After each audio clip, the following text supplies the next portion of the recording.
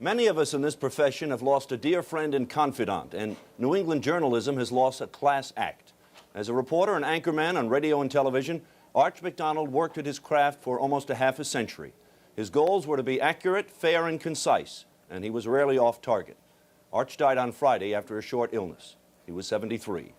Eyewitness News reporter Shelby Scott, who was a colleague of Arch's for 20 years, takes a look at the man called the Dean of New England Broadcasters.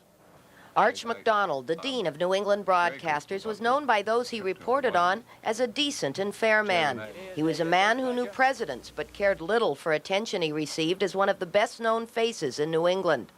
Starting in 1948, when WBZ-TV went on the air, Arch anchored thousands of newscasts.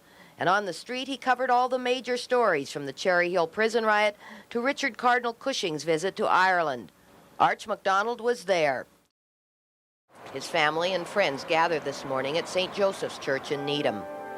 Arch's one request to his wife of 43 years, Jerry, was that Ave Maria be played, and that request was honored.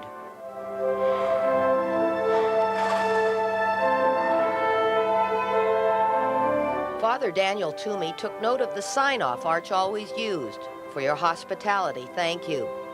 He said of Arch he was a good man, a humble man, who cared always for others. Just a year ago, many people gathered at the John Kennedy Library to show Arch how much they cared. The people came from politics, from the media, the priesthood. They gathered to pay tribute to a man who led the way for others in New England broadcasting.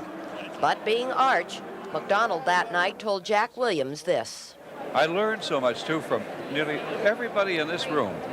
Jack, I really am sincere. I'm not just running off the mouth. I've learned from these people. After being roasted and toasted that night just a short year ago, Arch put his finger on something that is rare not only in broadcasting, but in all walks of life. The most important impression I got was that all of the people liked one another. And you know, that's the greatest satisfaction that I could ever get, the greatest gift I could ever get from you. To the people of New England, he was the news, but he never took those who watched for granted. For your hospitality, thank you, and good night. Arch McDonald. We're going to miss him. I'm Shelby Scott, TV4 Eyewitness News. Arch was a stickler for the proper pronunciation of cities and towns in New England, and many a rookie or newcomer was quick to learn that no matter how it was spelled, Gloucester and Worcester are still pronounced Gloucester and Worcester, and it's Faneuil Hall, not Faneuil. We've lost a natural resource.